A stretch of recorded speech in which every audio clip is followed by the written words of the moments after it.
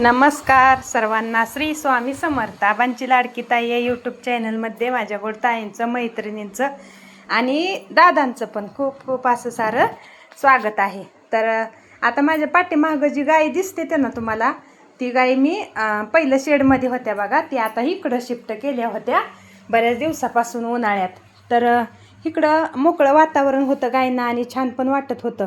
पण आता इथं पाठीमागं पाऊस आला ना, एवढा चिखल होतोय की अक्षरशः धारा पण काढायला येत नाही त्या, आणि ओपन आहे वरनं, म्हणजे गायना पाऊस पण लागतोय. तर मग आता माझं म्हणणं काय आहे की शेडमध्ये शिफ्ट करायच्या त्या गाई, आणि ह्यांच्या कुंड्या सगळ्या शेडमध्ये न्यायच्या. आणि इथं जी पार्टिशन माझ्या पाठीमागं दिसतंय ना, ती पार्टिशन आता मी काढणार आहे, मोकळं करणार आहे तिथं, म्हणजे गायना आणखीन इकडं फिरायला जागा भरपूर सापडती. आणि शेडमध्ये तिकडं थोडंसं दाम दिसतोय बघा पाठीमागं, तिथं लावून घेणार आहे पार्टिशन. आणि तिथं दरवाजा बनवणं, तिथं फक्त गाय खायसाठी आणि धारा काढायसाठी तिथं घ्यायच्या.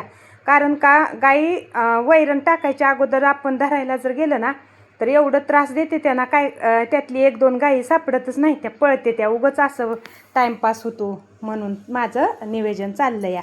आणि आता आपला 10 गायींचा मुक्त गोटा.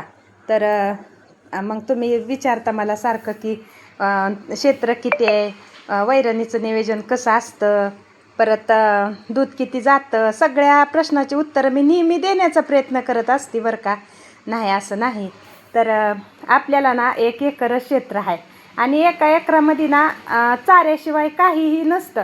आता मी व्हिडिओमध्ये दाखवीन पण तुम्हाला मी शेतात काय ती, तर आणि दाखवती पण, व्हिडिओ पण काढते की सारखं आणि टाकते.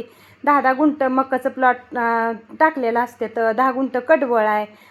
आता बघा 10 गुंठ मकवान उगवून आले, तर परत लगे दुसरं 10 गुंठ टाकून घेतलंय, ती पण आता उगवायला चालू झाले. आणि कडवळ आता आणखीन एक 15 ते 20 दिवसात आपलं 10 गुंठ घालायला येईल असं, आणि आणखीन 10 गुंठ टाकायचं आहे आपल्याला मकवन असं. आणि घास आहे बांधाला, पूर्ण बांधना कडनी घास आहे. तर तरी एवढं आहे ना, तरी पण आपल्याला ती चारा पुरतच नाही. तर तुम्हाला मी मुरघासाच्या पण बॅगा दाखवते का नाही सारख्या, तर मुरघास करून घेतला होता आपण. आणि आता आपला फक्त 3 टनाची एक अशा 3 बॅगा शिल्लक राहिल्या त्या, म्हणजे 3 3 6 3 9 टन मुरघास शिल्लक राहिला ना. तर सगळा जवळजवळ 30-32 टन मुरघास झालता. ती सगळा मुरघास आता आपला संपलाय. आणि एवढ्या 3 बॅगा आपल्याला आणखीन 2 महिने तर मुरघासाची म्हणजे काहीच काळजी नाही, कारण का आपल्याला तेवढा 2 महिने जातो याच. आणि आता राहिला विषय काय, तर दूध किती जातं. दूध किती जातं तर तुम्हाला मी नेहमी सांगते ना, दूध 105-110 पर्यंत जातं, म्हणजे कमी जास्त होतं दररोज. काय आज सकाळी 50 भरले की संध्याकाळी 50 भरत नाही, सकाळी 60 लिटर भरले की संध्याकाळी 50 भरत नाही.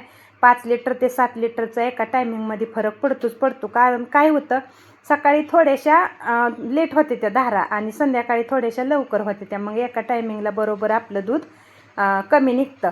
आता बघा इथं किती स्वच्छ वाटतंय, पण पाऊस पडला ना ही असा चिखल होतोय की मला व्हिडिओ पण काढू वाटतं नाही. तर आता अलीकडं एवढा चिखल होतो या. आणि मग तरी एवढा पाऊस नाही, आणखीन पाऊस कमी आहे. आणि खरा धंदा दूध व्यवसाय ना, पावसाळ्यातच कष्ट, आपण म्हणतो ना कष्ट करण्याची तयारी पाहिजे. पण किती जरी कष्ट करणारा असला ना, तर ती पावसाळ्यात आणि चिखलात काम करायला खरंच हारतोय बरं का माणूस.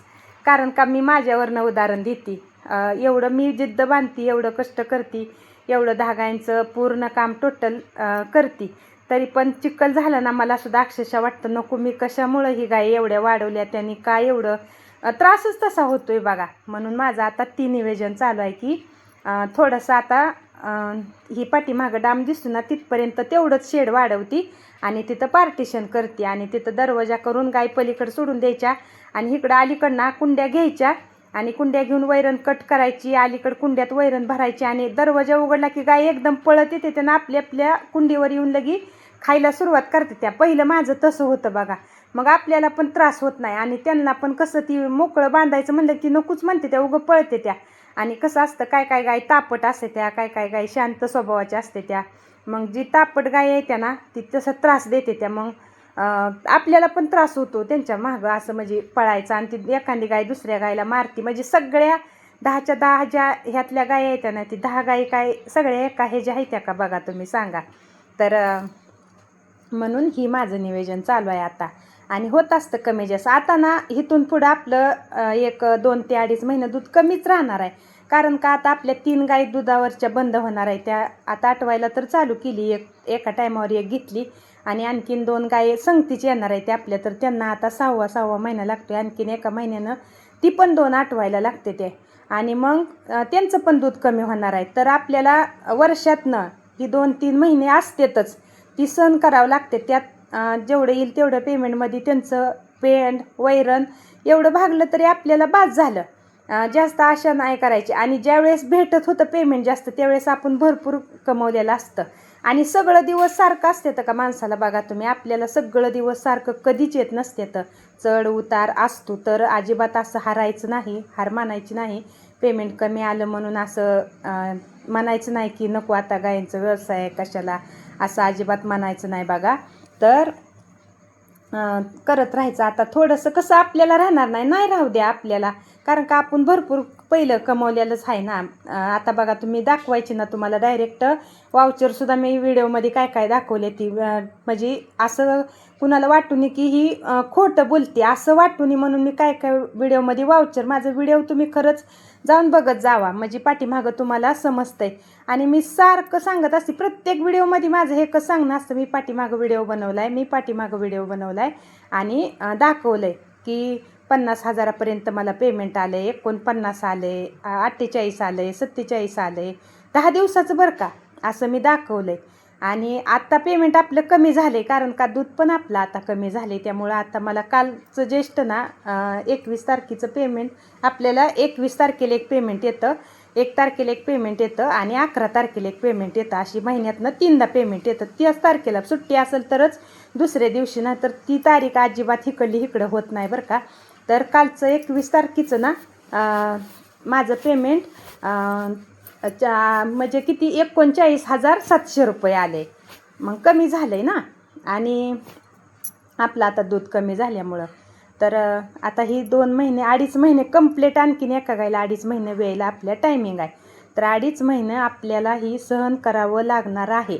आणि हीच दूध व्यवसाय असतो. आपल्याला पडत्या काळातसुद्धा आपल्या गायी सांभाळाव्या लागते त्या, नाही असं अजिबात नाही. आणि ज्यावेळेस आपल्याला भरपूर पेमेंट येतं त्यावेळेस पण आपण म्हणतो का नको आपल्याला एवढं, तसं काय नसतं. तर खुराकाचं जरी आपल्या भागलं ना, एका पगारीवर खुराक, एका पगारीवर वैरणीचं तरी चालतंय. आणि आपल्याला घरचा पण सपोर्ट असतोच की, नाही असं नाही. थोडीशी घरची, मला 1 एकर क्षेत्र आहे आणि एका एकरात नाही पुरत मला 10 गायींना चारा. कसा पुरणार चारा, दररोज किती लागतो ही तुम्हाला तर माहितीच आहे. तर मग कसा पुरणार, तर मला निम्मा चारा घरचा आणि निम्मा चारा, निम्मेपेक्षासुद्धा जास्त चारा मला बाहेरनं घ्यावा लागतो. आणि मुरघास केलेला आहे ती तर तुम्हाला मी सांगितलं आहे का नाही, 1 पाटी मुरघास टाकते मी डेली. सकाळी 1 पाटी आणि संध्याकाळी 1 पाटी मुरघास. आणि सकाळी ऊस, कडवळ आणि घास, कुठं गिनीगोल म्हणते ती, आमची इकडं घास म्हणते तिथं, तर ती 1 पाटी असतं. असं 2 पाट्या एका टायमिंगला वैरण असते आणि 1 शेर एका गाईला पेंड असते. आणि जी 5 गायी आहेत ना दुधावरच्या, त्या 5 गायींना बारली असते. असं असतं बघा माझं वैरणीचं नियोजन. तरी पण तुम्ही विचारता म्हणून मी तुम्हाला सांगते. आणि विचारलं तुम्ही म्हणून असं नाही की मला काय सारखंच विचारता म्हणून राग, असं तर अजिबात नाही बरं का. आपल्या यूट्यूब फॅमिलीला हक्क आहे, आपला व्हिडिओ बघते ती, आपल्याला विचारते ती प्रश्न आणि उत्तर देणं ही आपलं कामच आहे असं मला तर वाटतं. आणि खरंच बरं का, म्हणजे मी प्रत्येक व्हिडिओमध्ये ती पण बोलत असते की माझं व्हिडिओ तुम्ही खरंच खूप आवडीनं बघता, छान छान कमेंट करता आणि त्या कमेंटच्या माध्यमातून तुम्ही मला विचारता की प्रत्येक असं म्हणजे काय ना काय आपल्या अडचणी असते त्या. तर खूप छान वाटतं, असं मनाला भारी वाटतं बघा. आणि असं सपोर्ट करा आपल्या आबांच्या लाडक्या ताईला आणि असंच आपल्या आबांच्या लाडक्या ताईचं चॅनल पुढं न्या. तर हां, आता पाठीमागचं जी मी व्हिडिओ टाकलेत बघा वारीचं, आणि काय झालं वारकरी आल्यामुळं थोडंसं म्हणजे कसं भरपूर आपल्याला कामं असते, त्यातनं मला व्हिडिओ काय टाकणं झालं नाही. तर तरी पण मी 1-2 व्हिडिओ वारकऱ्यांचंच टाकलेत. आता म्हणलं वारकरी यायच्यात म्हणले वारकऱ्यांचं व्हिडिओ टाकावं. तर बघा माझं व्हिडिओ एवढं चाललं नाहीतं, अजिबात व्ह्यू झालं नाहीतं. म्हणजे मला तर असं वाटतं की आवडलं नाहीतं का काय काय माहिती, असं मी तर म्हणते.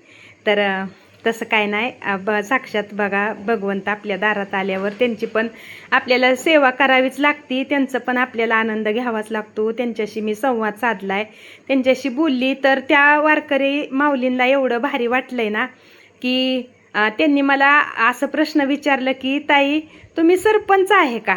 अहो एवढं हसून मी त्यांना छान उत्तर दिलं. म्हणलं माऊली मी काय सरपंच वगैरे काही नाही, मी फक्त एक गृहिणी आहे. आणि ती गृहिणी म्हणजेच काय मी करते तर माझ्याकडे 10 गायींचा मुक्त गोठा आहे, मी 10 गायींचं सगळं काम करते घरचं, असं काहीही समजू नका. आणि एकदम साधारण आहे.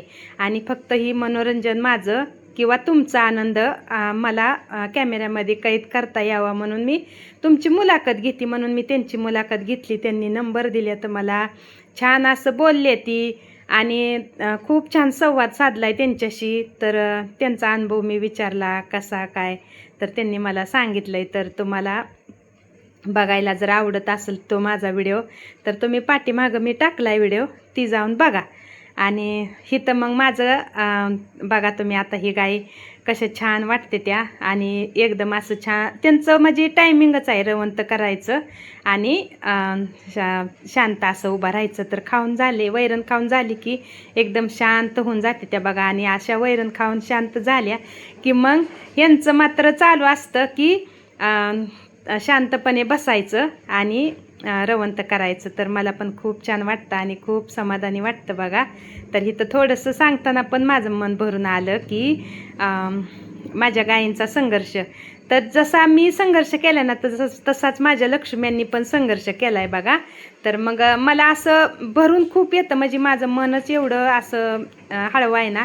मला एवढं म्हणजे मी गायी अशा सांभाळते की लहान लेकराप्रमाणे, लेकरं कशी आपण लहान सांभाळतो तसंच. तर चला माझा व्हिडिओ कसा वाटला नक्कीच मला कमेंट